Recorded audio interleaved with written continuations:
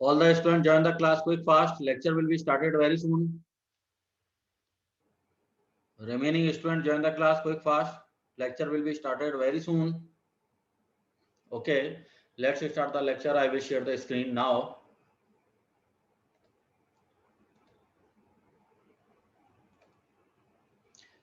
Okay, today we will discuss the pre-emphasis and de-emphasis are required for FM. Are required for the FM. Okay. So pre-emphasis and de-emphasis is defined as the pre-emphasis and de-emphasis are required to improve the fidelity of FM transmission of the audio signal. It means that for example इसको अपन इस तरह से study करें, एक बार इस तरह से observe करें कि प्रैक्टिकली जब भी अपन power spectral density that means the इस वाली वेवफॉर्म को देखो, power spectral density, this one format,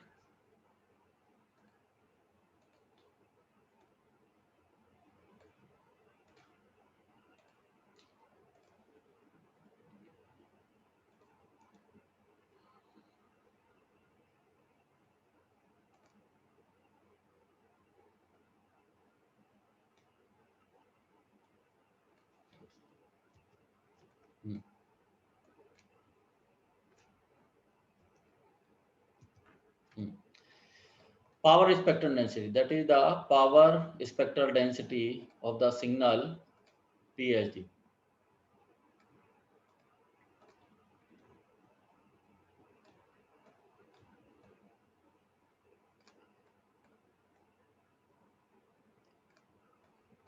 Power spectral density where the y axis पे जैसे power consider and x axis पे frequency. जनरली ये वाला अपन वेवफॉर्म या जनरली ये वाला जो डायग्राम है ये अपन कई बार ऑब्जर्व करते हैं, ये वाला diagram, this one, that is known as the power spectral density of the signal. Where is the x axis पे frequency and y axis पे क्या है, पावर कैलकुलेट करते हैं, पावर और एनर्जी. ओके अब इसमें ऑब्जर्व करने वाली चीज क्या है कि ये सबसे बड़ा इंपॉर्टेंट है, इसमें ऑब्जर्व करने वाला पॉइंट क्या रहेगा कि पावर स्पेक्ट्रल डेंसिटी एफएम के केस में, एफएम वाला सिग्नल लिया, एफएम के केस में पावर स्पेक्ट्रल डेंसिटी ऑब्जर्व करें तो ये वाला जो कंपोनेंट है ये क्या है, लो फ्रीक्वेंसी कंपोनेंट है, that is the low frequency component. ठीक है, और ये वाला जो सेक्शन है ये हाई फ्रीक्वेंसी कंपोनेंट है. ठीक है, फ्रीक्वेंसी इंक्रीज हो रही है, जैसे 5 मेगाहर्ट्ज थी, 10 मेगाहर्ट्ज, ये 5 मेगाहर्ट्ज हुई, ये 5 हुई, ये फिर 10 मेगाहर्ट्ज हुई, ये 15 मेगाहर्ट्ज हुई. तो जैसे जैसे अपन फ्रीक्वेंसी बढ़ाते जा रहे हैं, ऑब्जर्व करें तो इनका वेवफॉर्म, ब्लू लाइन वाले जो वेवफॉर्म है इसका मैग्नीट्यूड क्या हो रहा है, डिक्रीज हो रहा है. और मैग्नीट्यूड और एम्पलीट्यूड बेसिकली किससे रिलेटेड रहता है, पावर से. पावर के लिए जैसे अपन एनालॉग मॉड्यूलेशन में अपन ने देखा था पावर कैसे कैलकुलेट करते थे. For example 10 sin omega T है, पावर कैलकुलेट करने के लिए क्या करोगे, 10 का स्क्वायर, साइन का कितना बनेगा 1/2, तो 10 का square 100 divide by 2 that is the 50. तो ये कंक्लूजन निकला कि पावर बेसिकली किससे रिलेटेड होता है, एम्पलीट्यूड से. अब इस ब्लू लाइन वाली जो वेवफॉर्म में ऑब्जर्व कर रहे हैं कि हायर फ्रीक्वेंसी, जैसे फ्रीक्वेंसी अपन इंक्रीज करते जा रहे हैं उसका एम्पलीट्यूड क्या होता जा रहा है, डिक्रीज होता जाएगा. एम्पलीट्यूड कैसे हो रहा है, डिक्रीज होता जा रहा है. एम्पलीट्यूड डिक्रीज हो रहा है तो पावर भी क्या हो रही है, रिड्यूस हो रही है. कंक्लूजन क्या निकला कि लो फ्रीक्वेंसी कंपोनेंट में पावर हायर है, हाई फ्रीक्वेंसी कंपोनेंट में पावर रिड्यूस हो रही है. आई बात समझ में. ये जैसे ब्लू लाइन का जो मैग्नीट्यूड है वो कैसे होता जा रहा है, रिड्यूस होता जा रहा है. मैग्नीट्यूड रिड्यूस होगा तो क्या अल्टीमेटली रिड्यूस होगा, पावर. पावर रिड्यूस होगा तो अल्टीमेटली क्या रिड्यूस हो जाएगा, एसएनआर. ये कंक्लूजन है बेटा,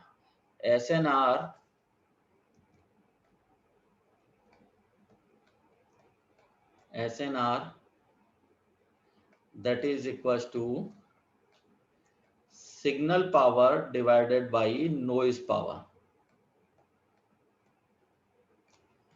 signal power divided by noise power.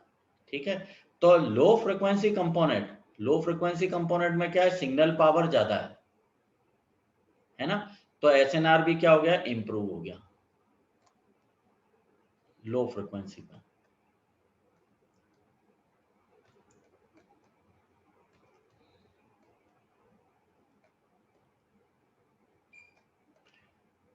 अब जैसे ही फ्रिक्वेंसी हाई हुई तो एसएनआर क्या हो गया, रिड्यूस हो गया।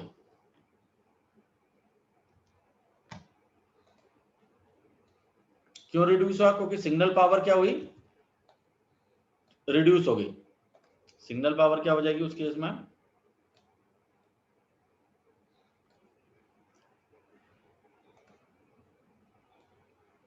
रिड्यूस हुई। सिग्नल पावर रिड्यूस हुई तो अल्टीमेटली एसएनआर क्या हो गया, रिड्यूस हो गया। कौन से केस के लिए है ये, हाई फ्रिक्वेंसी वाले केस के लिए।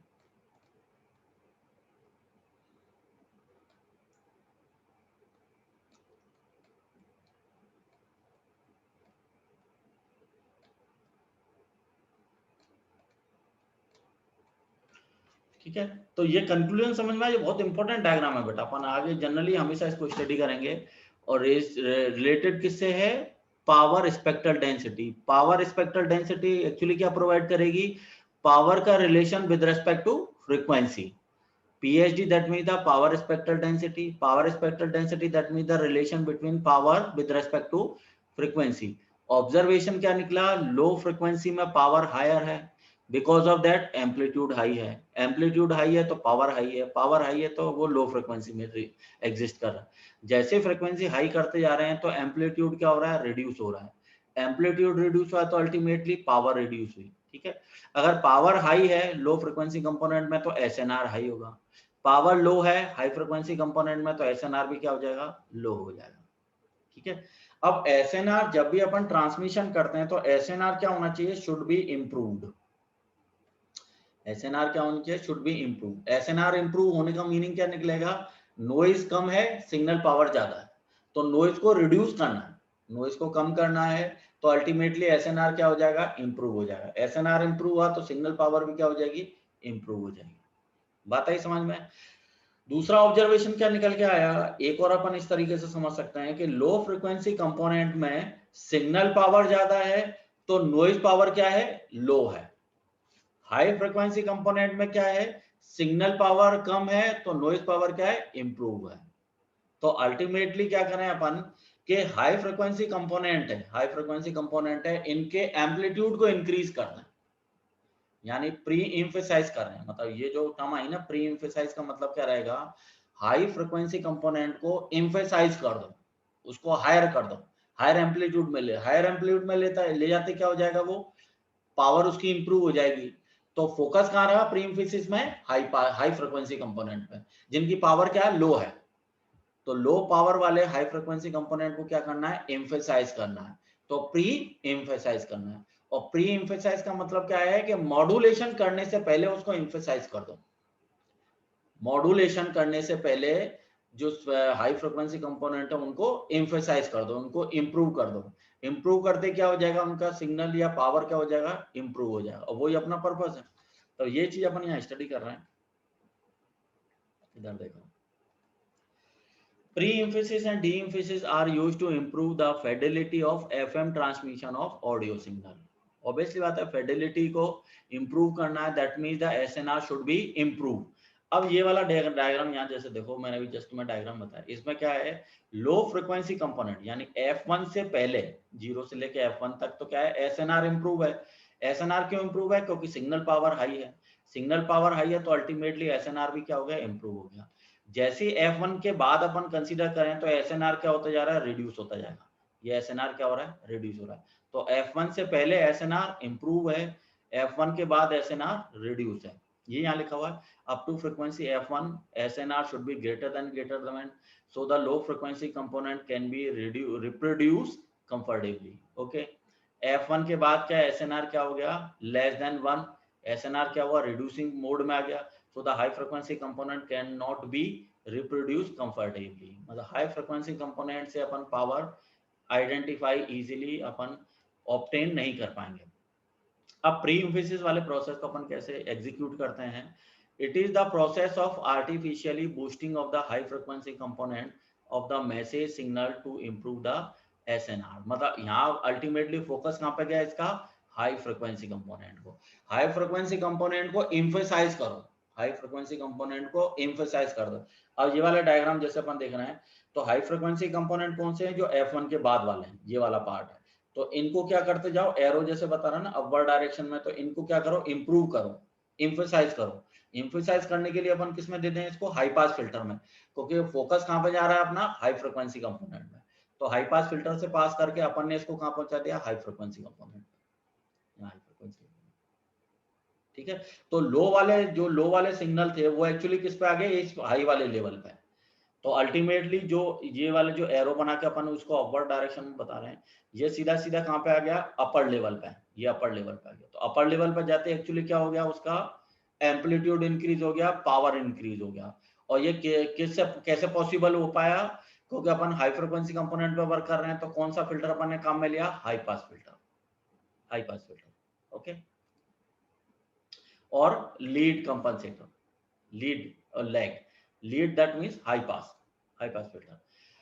डी इम्फिसिस क्या होगा? डी इम्फिसिस जस्ट इसका रेसिप्रोकल होगा। अब जैसे अपन समझाएं कि ट्रांसमीटर पे अपने को हाई फ्रिक्वेंसी वाले सिग्नल जिनकी पावर लेस है उसको प्री इम्फेसाइज करा अपन ने, हाई फ्रिक्वेंसी कंपोनेंट को प्री इम्फेसाइज करा, लो पास फिल्टर से पास करा, उनका लेवल इंप्रूव करा, पावर इंप्रूव करी, और ट्रांसमीटर से फिर सीधा अपन ने कहा भेज दिया उसको, फिर सीधा फ्री चैनल में अपन ने उसको ट्रांसमिट करा, और ट्रांसमिट करने के बाद कहाँ पहुंच गया वो? रिसीवर सेक्शन पे।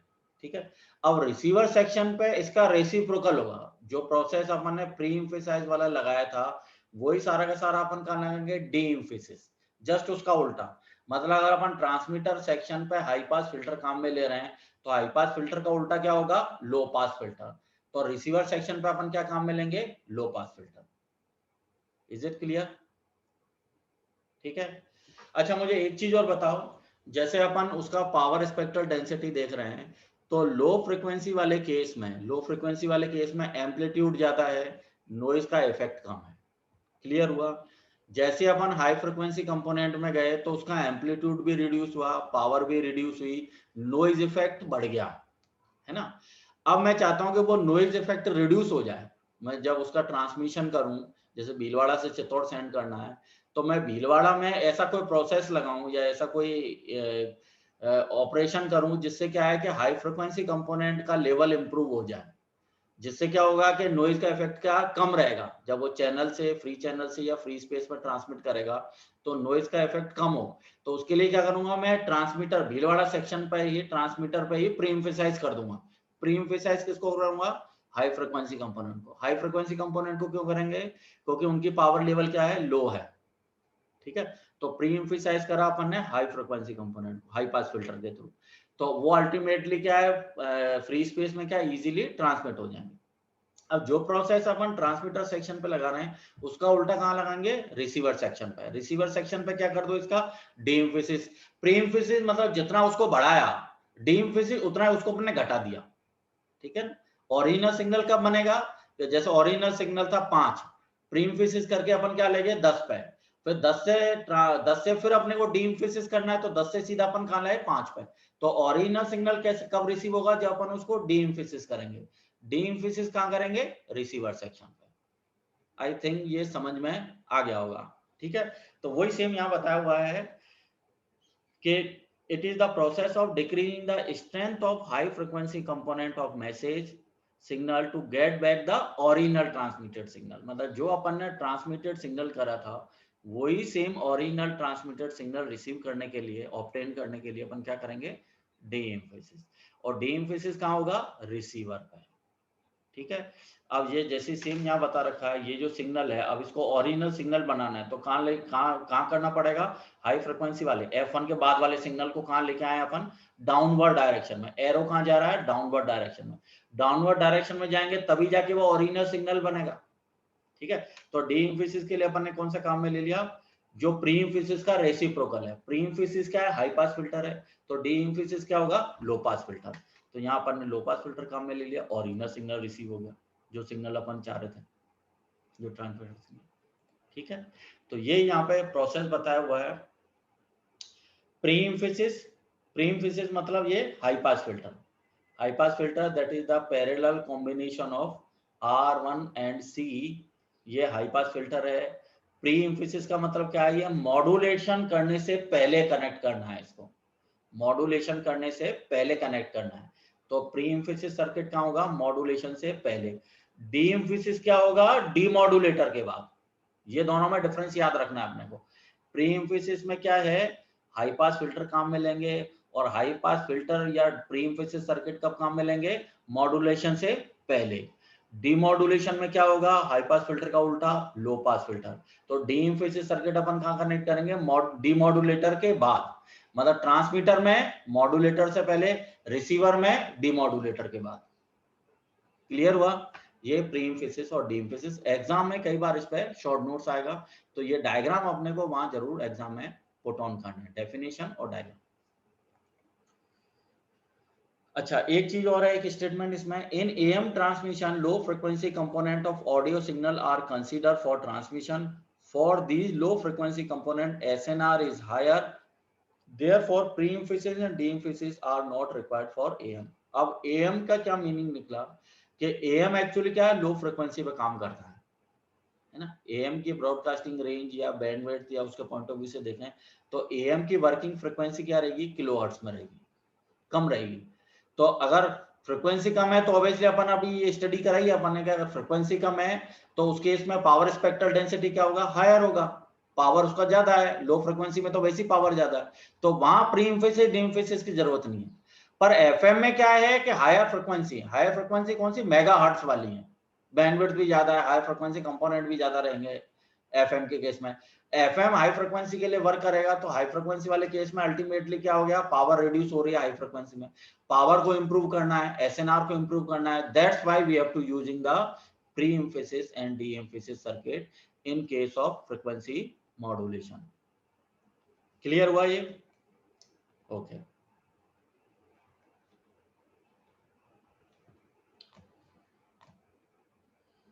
Next part is the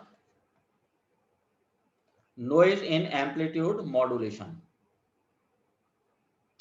noise in analog modulation. The basic topics are covered in this way: introduction, receiver model, noise in DSP SC receiver, noise in AM receiver, noise in FM receiver. Introduction: to undertake an analysis of noise in continuous wave modulation system, we need to have a receiver model. The customary practice is to model the receiver noise channel noise as additive, white and Gaussian noise. These simplification assumption enable us to obtain the basic understanding of the way in which noise affect the performance of the receiver. Basically इसका meaning क्या है कि जो भी अपन ने जैसे AM system बनाया या FM सिस्टम बनाया, सिस्टम में क्या आएगा, ट्रांसमीटर आएगा, रिसीवर आएगा और चैनल आएगा। बेसिक 3 कंपोनेंट रहते हैं जब भी अपन कोई सिग्नल ट्रांसमिट कर रहे हैं। फॉर एग्जांपल जैसे भीलवाड़ा से सिग्नल अपने को ट्रांसमिट करना है चित्तौड़ में, तो भीलवाड़ा पे अपन क्या लगाएंगे, ट्रांसमीटर सेक्शन, चित्तौड़ पे क्या लगाएंगे, रिसीवर सेक्शन। और जो फ्री स्पेस है, डिस्टेंस जो भीलवाड़ा से चित्तौड़ में जो डिस्टेंस मेजर करनी है, फ्री स्पेस है, वो क्या है, चैनल। तो चैनल में जो नॉइज अपने को कंसीडर करनी है एनालिसिस करने के लिए AM सिस्टम और FM सिस्टम है, तो वो एक्चुअली उसको अपन मान के चलते हैं, that is known as the channel noise is known as the additive noise, white noise और गॉसियन नॉइज। ये बेसिकल एनालिसिस है। नॉइज तो वैसे अनप्रेडिक्टेबल है, नॉइज तो अपन, नॉइज का कोई स्ट्रक्चर हो सकता है क्या, अनप्रेडिक्टेबल। पर अपन एनालिसिस करना चाहें AM सिस्टम को या FM सिस्टम को, तो we have to consider a channel noise that is known as the additive noise, white Gaussian and Gaussian noise. अब जैसे रिसीवर मॉडल अपन ने डिजाइन करा, एक्चुअली नॉइज का एनालिसिस अपन कहां करेंगे, रिसीवर पे जाके, है ना। ट्रांसमीटर से सिग्नल ट्रांसमिट करा, फ्री स्पेस में गया, फ्री स्पेस में नॉइज उसमें इंट्रोड्यूस हुई, नॉइज उसमें इंट्रोड्यूस होने के बाद सिग्नल और नॉइज दोनों कहां जाके रिसीव होंगे, रिसीवर सेक्शन पे। तो एनालिसिस अपन कहां फोकस करेंगे, receiver section पे। So we have to design a receiver model to analyze the noise in AM and FM system. तो ये रिसीवर मॉडल है।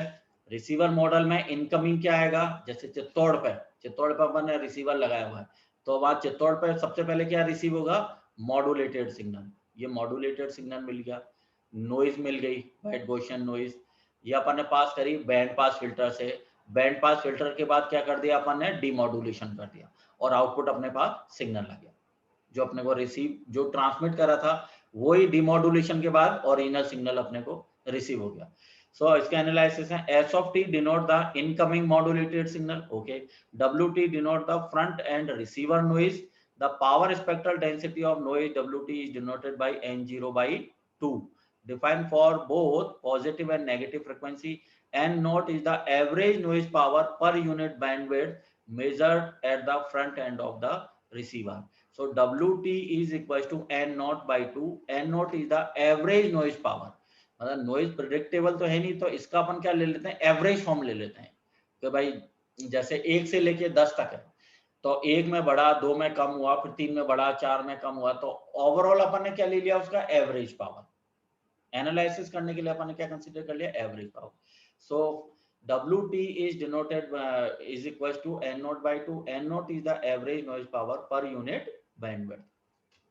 Third point, the bandwidth of this band pass filter is just wide enough to pass the modulated signal without distortion. मतलब जो भी अपने पास signal है, modulated signal है, उसको किससे पास करा, पर्टिकुलर बैंड पास फिल्टर। तो वो जो भी बैंड है, जो रिक्वायर्ड बैंड है, उसको क्या कर देगा, पास कर देगा। And afterward the band pass filter output is given to the demodulator. The band pass filter is idle, having the bandwidth equal to transmission bandwidth BT of the modulated signal ST.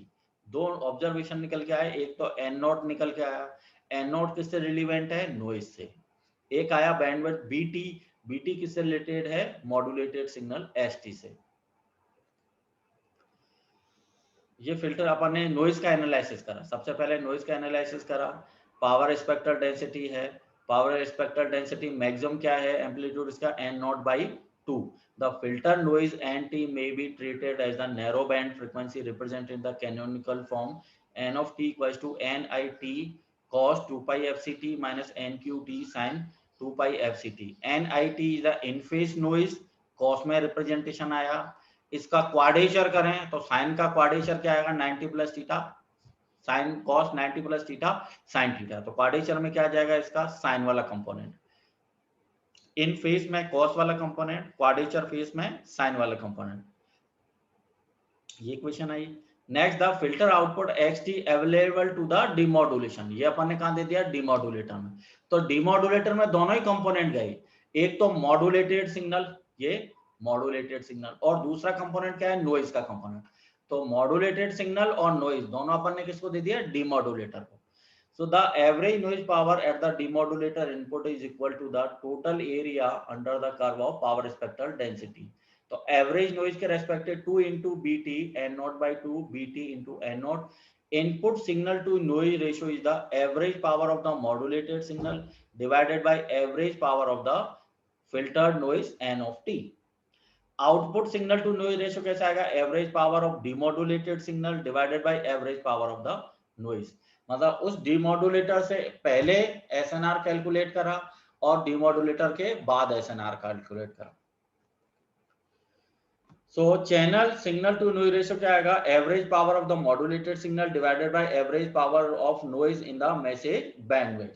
ठीक है, the ratio may be viewed as the signal to noise ratio that result from baseband transmission of the message signal M of t without modulation, as demodulation is in the following figure. इस case में क्या आया कि message signal with the same power as the modulated signal. Okay, message signal power this, noise AI, low pass filter, bandwidth W and the output.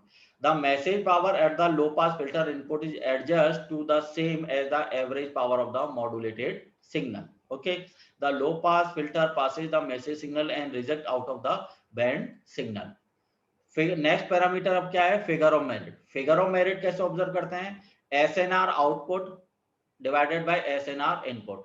Output जैसे demodulator का output में SNR calculate कर रहे थे और डिमॉड्यूलेटर के input में SNR, तो एक्चुअली क्या है, SNR output divided by SNR channel.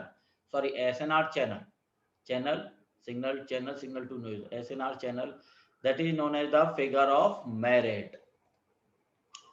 Next है noise in double sideband suppress carrier receiver, ठीक है।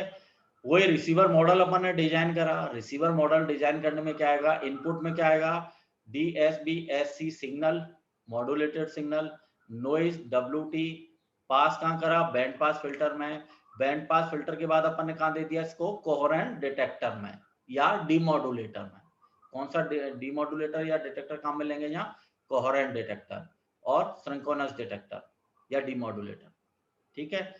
अब इसमें चला था, amplitude of locally generated sinusoidal wave is assumed to be unity for the demodulation scheme to operate satisfactorily. It is necessary that the local oscillator be synchronized both in phase and frequency with the local oscillator generating the carrier frequency at the transmitter. ये basic condition है, ये मैं तुम्हें already class में बता चुका हूँ कि कोहेरेंट डिटेक्टर या कोहेरेंट डिटेक्शन या कोहेरेंट डीमॉड्यूलेटर तभी पॉसिबल है कि लोकल फ्रीक्वेंसी या कैरियर फ्रीक्वेंसी जो अपन ट्रांसमीटर पे ले रहे हैं वो ही सेम कैरियर फ्रीक्वेंसी कहाँ होनी चाहिए, रिसीवर सेक्शन पे। अगर ये फ्रीक्वेंसी में दोनों में ओमेगा सी या एफसी में कोई भी चेंज करोगे तो वो कोहेरेंट डिटेक्टर नहीं होगा। तो कोहेरेंट डिटेक्टर तभी पॉसिबल है कि जो सेम फ्रीक्वेंसी अपन ट्रांसमीटर पे ले रहे थे कैरियर फ्रीक्वेंसी, वही सेम कैरियर फ्रीक्वेंसी और फेस अपन कहाँ ले, रिसीवर सेक्शन पे। Double sideband suppress carrier component of the modulated signal का ये वाला एक्सप्रेशन आ गया, carrier multiply with the modulating signal. ये वाला फर्स्ट वाला क्या है, CAC cos of 2 pi FCT, ये कैरियर है। दूसरा वाला क्या है, MT मॉड्यूलेटिंग सिग्नल। दोनों को सिंपली क्या कर दिया, मॉड्यूलेशन, सीधा multiplication. Okay, M of T is the sample function satisfactory process of the zero mean frequency omega. The average power P of the message signal, अगर जो मैसेज सिग्नल है M of T है उसकी average power calculate करें, this one formula. Next is the mixing of the random process, apply किया signal के लिए average power और double sideband suppress carrier modulated signal की अपन कंपोनेंट कैलकुलेट करें, एवरेज पावर तो क्या आएगा, C² AC² P। ये वाला जैसे ये वाला जो एक्सप्रेशन था, इस वाले एक्सप्रेशन की पावर कैलकुलेट करो मॉड्यूलेटेड सिग्नल, तो क्या आएगा, C का स्क्वायर AC का स्क्वायर M² T का स्क्वायर और cos स्क्वायर, cos का क्या बनेगा, एवरेज वैल्यू 1/2। तो ये एक्सप्रेशन यहाँ आ गया सीधा, C का स्क्वायर AC का square P divided by 2। P क्या है, M²/2, मॉड्यूलेटिंग सिग्नल का पावर, ये पावर कैलकुलेट करना मॉड्यूलेटिंग सिग्नल का P, ठीक है। The average power of noise in message bandwidth is WN0। ये किसके लिए पावर कैलकुलेट करा, W into N0, that is for noise, that is related to the noise. SNR कैसे calculate करोगे, C² AC² P divided by 2, divide क्या कर दो, noise power को, नॉइज पावर क्या है, W into N0। तो फाइनल एक्सप्रेशन क्या आया, C² AC² P divided by 2 into WN0। ये एक्सप्रेशन अपन ने लिया डीमॉड्यूलेशन में कोहेरेंट डिटेक्शन के पॉइंट ऑफ व्यू से। तो इसके इनपुट में क्या आएगा, signal power plus noise power, ये सिग्नल पावर आ गई, ये नॉइज पावर में इन फेज कंपोनेंट आ गया कॉस से रिलेवेंट, क्वाड्रेचर कंपोनेंट साइन से related. The output of product modulator, दोनों को मल्टीप्लाई करा, लो पास फिल्टर से पास करा, ये ना प्रोडक्ट मॉड्यूलेटर में क्या करा, मल्टीप्लाई करा cos of omega, cos of 2 pi FCT से, और किससे पास करा, लो पास फिल्टर से। तो यही सेम ऑपरेशन इसके एक्सप्रेशन में लिया हुआ है, प्रोडक्ट मॉड्यूलेटर में मल्टीप्लाई करा और लो पास फिल्टर से पास कर दिया, फाइनली ये एक्सप्रेशन है। सो द इक्वेशन 4.6 या 6.8, ये वाली equation 1/2 CACT M of T plus 1/2 N I of T indicate the message signal M of T and in phase noise component. इसमें दो कौन कौन से कंपोनेंट है, एक तो मॉड्यूलेटिंग सिग्नल का है 1/2 CAC, ये तो क्या कांस्टेंट है, तो फर्स्ट कंपोनेंट तो किससे रिलेवेंट है, मॉड्यूलेटिंग सिग्नल से। दूसरा टर्म किससे रिलेवेंट है, इन फेज नॉइज कंपोनेंट से। So the message signal M of T and the in phase noise component of the filter noise N of T apparent additively at the receiver output. The quadrature component of noise is completely rejected by the coherent detector. In phase component he present रहेगा। The receiver output को अपन कैसे define कर रहे हैं, 1/2 CAC M of T 1/2 NIT, मतलब first component तो modulating signal का है, दूसरा इन फेज कंपोनेंट है। The average power of message component में बी एक्सप्रेस, एवरेज पावर कैसे कैलकुलेट होगा, C square A C square P divided by 4, क्योंकि 1/2 का स्क्वायर भी होगा, 1/2 का स्क्वायर क्या हो जाएगा 1/4, सी square A C square into P, P क्या है average power of modulating signal, clear. The average power of noise at the receiver, average power noise के लिए निकालें तो क्या आएगा 1/2 W N 0, so the SNR will be the c square ac square p divided by 4 divided by w n 0 divided by 2, final ये expression आ गया। so we obtain the figure of merit will be the 1, ये सबसे important है। Figure of merit क्या है इस case में, डबल साइडबैंड सप्रेस कैरियर वाले केस में फिगर ऑफ मेरिट क्या आएगी 1। ये डेरिवेशन कई बार एग्जाम में पुट ऑन होता है बेटा, तो इंपॉर्टेंट है कि to determine the figure of merit, to obtain the figure of merit for double sideband suppressed carrier analysis, ठीक है। इस तरह के भी एग्जाम में क्वेश्चन पुट ऑन होते हैं, ठीक है। तो आज अपन ने स्टडी किसकी करी, प्री इम्फिसिस डी इम्फिसिस की, और दूसरा एनालिसिस क्या कर रहा है, noise analysis for double sideband suppressed career am, ठीक है। और कोई डाउट या कोई इश्यू हो तो वो अभी हम मुझसे डिस्कशन कर सकते हो, कोई अगर आपको पूछना हो, कोई इश्यू आ रहा हो तो वो मुझसे आप डिस्कशन कर सकते हो, ठीक है। तो मिड टर्म के लिए आप फर्स्ट यूनिट और सेकंड यूनिट की जैसे जो मैंने आज पढ़ा है उसकी थोड़ी तैयारी करना मिड टर्म एग्जाम के पॉइंट ऑफ व्यू से, और जो मतलब जहां तक मैंने भी पढ़ा है उसको पढ़ो, कोई इश्यू आता है, कोई प्रॉब्लम आती है, कोई दिक्कत आती है तो आप मुझसे डिस्कशन करो, ठीक है। मैं अटेंडेंस लेता हूँ। Arpit Joshi, present sir. Neel, present sir. Ranjit,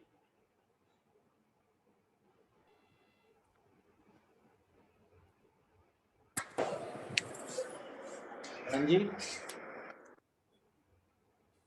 okay, ठीक है ना। तो आप पढ़ो, इसकी स्टडी करो, है ना, और जहां तक मैंने अभी पढ़ा है ना उसी के रेस्पेक्टिव आपका मिड टर्म एग्जाम में आएगा, तो इसको पढ़ो और स्टडी करो, ठीक है। और कोई डाउट्स कोई प्रॉब्लम होती है तो मुझसे डिस्कशन करो। Okay, thank you.